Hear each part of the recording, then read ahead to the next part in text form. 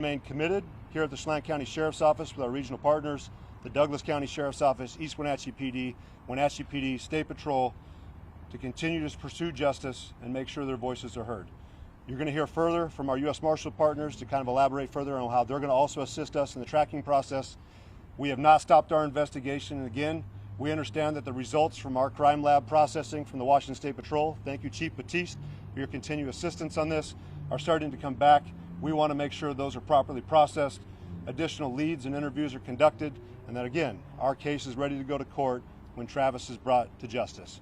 So I appreciate your time. I will answer more questions, and I'm going to allow the U.S. Marshals Service to take some further questions from you, the media.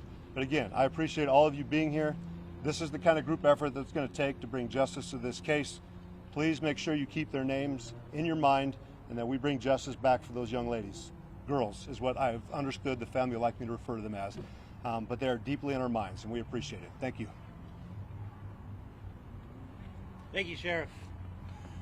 Chief Brown with U.S. Marshal Service, Eastern District, Washington. Appreciate everybody being here today. The community support from our law enforcement partners, which the Sheriff has already enumerated, and you as a community has been greatly helpful to us. With that support, we're able to involve ourselves and focus on the fugitive investigation. Part of that is to include deploying our rapidly advancing manhunt program. That program brings resources from all over to include funding to support your community, the Sheriff's Department, Border Patrol, and all the other resources so we can navigate the terrain and locate and apprehend the fugitive. We will not stop. We will keep going. He just has to make one mistake, like the Sheriff said. We will find him. He will be brought to justice so the community can heal. Thank you. With that, we'll take about 5 minutes for questions for either two. Has Decker left any physical evidence behind in the areas that you guys have received tips about? We have found indicating that it's him. We have found items that are of interest to us that perceive that it could be Mr. Decker. We've also continued to follow up with some of his friends and family, and we believe that we're closing in on his trail. Sheriff Morrison, what can you tell us about yesterday's possible sighting at Blewett Pass? Again, this just emphasizes the importance. If you see something, say something. We're appreciative of those group of hikers that were up there, had more acknowledged us as our flight patterns were up there, and then just the behavior that we saw from the lone hiker did not match. That was typical with everyone else we were seeing up there. So again, that sparked our interest. We did put a ground unit on there to continue tracking the prints that we had. We continue to track that down in Eagles Creek and up in the Valley High area. So again, we appreciate everyone, even on the back trails. You need to remain vigilant, and again, we encourage you not to approach the subject. He is still considered dangerous, but please, we need as much information and help from the public as we can get. As we've seen in the past with other manhunts, it is going to take a group effort in a community in order to bring this to conclusion. Yesterday to today, it seems like you guys were close yesterday, and everyone was kind of on edge. And I was just wondering, what about those tactics changed today? It seems like you guys. No, our tactics have still continued. We still have a ground team on there. We have dogs out there that we're tracking leads. We're going through sightings. We're also doing trackings of what we have found with footprints. So nothing has changed from yesterday. We've just started to head in a different direction. So until that time, our ground units are still on the ground. We still have resources within the Chelan County Sheriff's Office pursuing that, and we'll continue to hunt. Is there concern that he could be going a different direction towards the Teanaway Trail, towards Cle Elum? Absolutely, and I've already been in contact with Kittitas County Sheriff Clay Myers this morning. We know that he has resources on the ground as well. There is nowhere that he's going to be able to go that we don't have units waiting for him. King County Sheriff's Office has already been here assisting us. Snohomish County, been in touch with Okanagan County. We have Douglas County Sheriffs in close contact. They have the Grant County Sheriff today. He is surrounded. Washington State knows who he is. We're going to continue to be in there, and he's got a lot of ground to cover. Eventually he's going to tire and he's going to make a mistake. How confident are you that lone hiker you guys spotted is Travis Decker? We feel pretty confident that it could be him, but again, we're not going to ever go out and say 100% until we have him in our grip. Sheriff Morrison, when the dogs find Decker, how does that process work after that? Again, Mr. Decker is going to be able to dictate how this ends. We've encouraged him time and time again to give up, do so peacefully. That's what we're aiming for. But again, Mr. Decker is going to be the one who's going to dictate how this ends. We do not just deploy dogs, just to deploy dogs. They're there to assist us in a tracking process and, of course, to protect the handlers. But he's going to be given the same professional courtesy as any other citizen within Washington State or the United States. We're going to follow de-escalation principles that are followed here in Washington State. We're going to communicate. We're going to do contact and cover, maintain our distance. Our intent is not to hurt or injure him. It is to bring him to justice and make sure that he's in good shape so he can face the trial. Are there any anything as far as motive goes? Nope. Any And again, I've said it before, I don't think the motive would even matter. As far as we see it, 3 young girls have been killed. I don't think the motive is going to matter. Are there any updated pictures of that person with the gun or any game camera footage or hikers? We're continuing to reach out and talk to different residents throughout the Valley High and the Ingalls Creek area to see if they do have any cameras mounted in their house. Again, the most recent photos we had is what we've shared, and that was a couple days before he went off grid and, of course, was last seen up the icicle. Have there been any found supply caches, reported burglaries, and why do you think Decker is now armed? I don't think any information has been put out that he's armed, but I mean, I certainly feel that he is dangerous. If any of you remember the search that we had about 1.5 years, 2 years ago in Kittitas County, we recognized that subject was raiding campgrounds. He had broken into the Liberty grocery store. So again, if you're out there and you notice that you have a vacation home out there or campsite, we want you to keep track of your supplies, of your cabins. If you do have things that are missing, even if it's minor items. In that case, in the previous manhunt, we do know they were just taking a couple items out of coolers, but it was those campers that were attentive and realizing how many supplies they had. This could be a way that he could continue his path out there. So no biggest challenge right now for you guys? Terrain. I mean, we have a very unique terrain when you get to the west end of our county. Again, I mentioned it before, 87% of our county is not accessible by road. If you go out there, it's steep terrain. It's heavily wooded. It's not the easiest to access. We have the Pacific Crest Trail, but another unique feature we do have in our favor is that we are a tourist destination. So we have a lot of people out there also recreating on those trails. So we're encouraging them, if you are going to come here, of course, be safe, but help us be those additional eyes and let him know that he has no safe spot to go. Sheriff, was there a barricaded suspect situation last night on Blue Pass? Was that related at all? We did get a call of a potential subject that was in a residence up in the Valley High area. Based off the information we got from our sergeant that briefed the administration here, that did not come out to be a valid call. But again, we're going to continue to handle every single lead that we get as a valid complaint. You said there were new tactics earlier in your statement. Can you share what those are? New tactics as in searching and or in how we contact people. Both. Okay.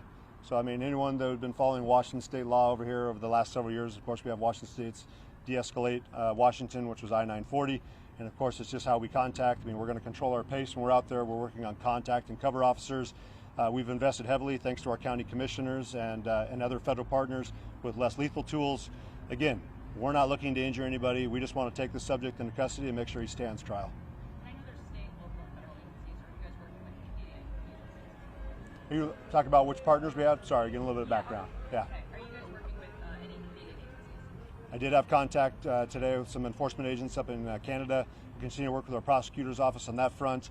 But again, we've appreciated all the assistance we've had internationally and nationally assisting us. I mean, we're a medium-sized agency, and we recognize without the support of our partners federally, state, and locally, we certainly would have a unique challenge that I don't think we'd be able to take on by ourselves. So we're thankful for that. One more question, please. One more. Icicle Road was already opened back up. I know the U.S. Forest Service, who's also been one of our partners we've been communicating with, has put out in their press releases that the enchantments is open again. Again, we'd encourage people to be cautious when they're out there. It is a very wide open terrain, and now you have the potential of a subject who is perceived to be dangerous out there as well that's unaccounted for. So come prepared and know that if there's lots of other places here in Washington State you can recreate. Of course, we want you to come here and visit Chelan County, but if you do so, please be careful. We appreciate it. Thank you for your time. Okay. With that, we'll conclude today's press conference. For our media partners that are here, if you haven't, I have a media contact list I'd like to have updated so I can send out the most up-to-date information. Currently, we don't have another press conference scheduled, but do keep an eye out on our social media platforms and upcoming press releases for that information. Thank you all for coming.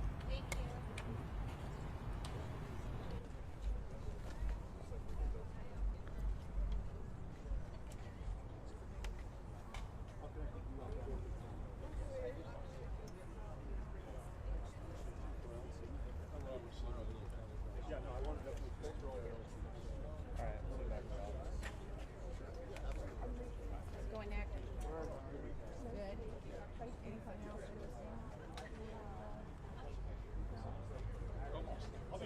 There's a lot, but I think some of the big key pieces that we're learning here today is that yesterday's lone hiker that was spotted off Blewett Pass could potentially be Decker, as we reported yesterday from the ground, with Lauren Donovan saying that that hiker was actually trying to avoid being seen as soon as those choppers went up. So today, what you heard Sheriff Morrison say was that they are highly confident that this is him. They've been tracking some of those footprints that were left behind, trying to maybe see if he was actually down in Ingalls Creek.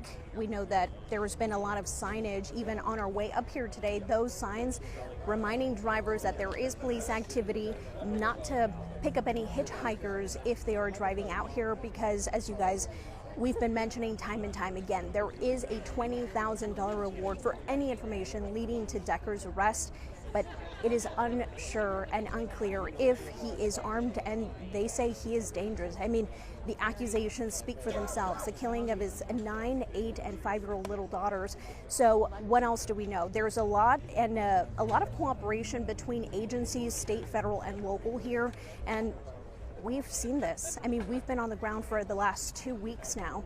These little girls last were seen on Friday, March 30th. Since then, they've been on the search for Decker. Unfortunately, last Monday, well, their bodies were found. So for the last 10, 11 days at this point, forgive me if I'm misquoting the exact same time frame, but we know that Decker's been on the run. So those are resources that have, at this point, exhausted. We know teams have been out there in this difficult terrain trying to find Decker, trying to surround, as we saw yesterday, the foothills of the enchantments to prevent Decker from having any escape routes. They've turned over the search aspect to federal agencies who, as you heard from the U.S. Marshals, are going to come in, provide funding, provide aid, and ensure that Decker is captured. They know that he only has one mistake to make, and they feel that if they have a perfect day here on the ground, he will be captured. So that's what they're banking on, just one mistake on Decker's behalf, and they believe he will be arrested. They want to button up this case here locally. From behalf of the Chelan County Sheriff's Office, they want to make sure that their case is buttoned up so that it does hold up in court and they can actually prosecute this case. We know that the Canadian agencies are also in collaboration with law enforcement so that they can speak continuously if in case Decker is headed up north. But as we know right now, the main focus and the main search is surrounding Blewett Pass, Ingalls Creek. This is a huge stretch of area that we know right now. We know that helicopters were up flying this morning. So far, we haven't seen a lot of movement, but again, we have been on the road here specifically to Wenatchee. I mean, we're just right across the memorial from Memorial Park, but those items have since been taken down. The reminder here is to keep the names of Peyton, Olivia, and Evelyn prominent and sounding within the community that we know is going through a very tragic and devastating time, which we also know is stepping up to help in this search and ensure that Travis Decker is found, as we know that he is a threat. The reminder for everyone out there: if you see Decker, call 911 immediately. Do not approach him, and instead make sure that you, if you are camping, if you are recreating in this beautiful, wonderful part of Chelan County in all of Washington, his picture has been blasted globally. So everyone has different pictures of what Decker looked like when he was in high school, of when he was in the Army, and just most recently of that pickup visitation on Friday, March 30th. You've seen him with long hair, short hair, buzz cut, his hair in a ponytail, in a cap, multiple tattoos. So all you have to do is at least keep something in your mind that you can kind of go back to and think about who exactly it is that we're talking about here. But I think that's the thing that's going to stand out and probably make and break this case. Making sure that someone who sees something out of sorts and reports it, even if a few water bottles are gone from your campsite, if you think that something is out of sorts, that's what you need to report, because at this point, there's not a tip that is too small that could lead to Decker's arrest. Again, a 32-year-old father accused of kidnapping and killing his 3 little daughters, just 5, 8, and 9 years old. But of course, we're going to stay on top of this. I'm going to actually go chat with Sheriff Morrison off to the side here and see what other details he can share with me. And of course, I'll be back at 5. Back to you.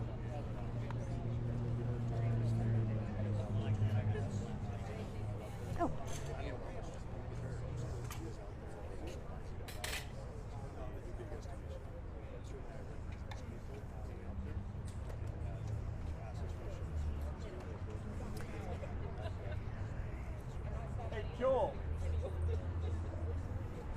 I mean, when you think about Chelan County, I mean, think about hundreds of square miles. That is a very difficult terrain.